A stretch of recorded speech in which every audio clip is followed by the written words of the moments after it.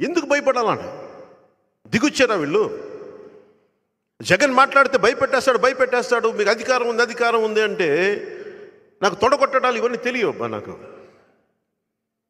తొడగొట్టడాలు, గుండెలు చీల్చుకోవాలి తెలియదు. కానీ నాకు నిజంగా ఒకటే అడగాలనిపిస్తుంది, మీరు కొడితేనే దెబ్బ, మేము కొడితే మీకు దెబ్బ తగలదా? మీరు కొడితేనే మా ఒంట్లో నుంచి రక్తం వస్తుందా? మేము కొడితే మీ ఒంట్లో నుంచి రక్తం రాదా? మీరు కొడితేనే ఎముకలు ఇరుగుతాయా? మేము కొడితే ఎముకలు, కాళ్ళు, కీళ్ళు ఇరగవా? మీకు ఇరుగుతుంది. ఎంతకాలం బానిస సంఖ్యలతో ఉంటారు కబంధ హస్తాలను ఆలోచించండి ఒకసారి. నేనున్నాను ఇక్కడ, నాకు పోగొట్టుకోవడానికి సమస్తం ఉంది. నాకు పెద్ద పేరు ఉంది, యాక్టింగ్ కెపాసిటీ ఉంది, డబ్బులు ఉన్నాయి, కుటుంబం ఉంది, బిడ్డలు ఉన్నారు. నా కోసం మాట్లాడట్లా.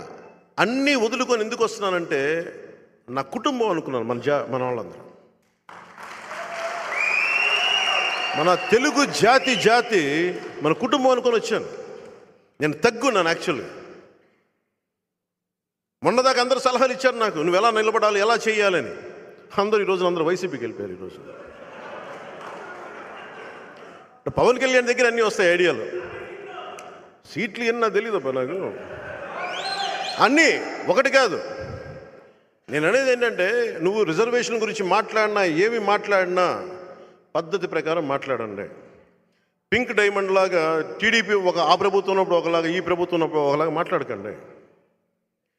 నేనే ఉన్నా స్టీల్ ప్లాంట్ గురించి, వైజాగ్ స్టీల్ ప్లాంట్ గురించి. నేను భారతీయ జనతా పార్టీ ప్రధానమంత్రి గారితో అందరితో నాకు చక్కటి బంధాలు ఉండి కూడా స్టీల్ ప్లాంట్ దగ్గరికి వచ్చినప్పటికీ నా అభిప్రాయం చాలా బలంగా తెలియజేస్తాను. ప్రజా సమస్యను తీసుకెళ్ళగలిగా. అక్కడ నేనే సన్నాయి నొక్కల.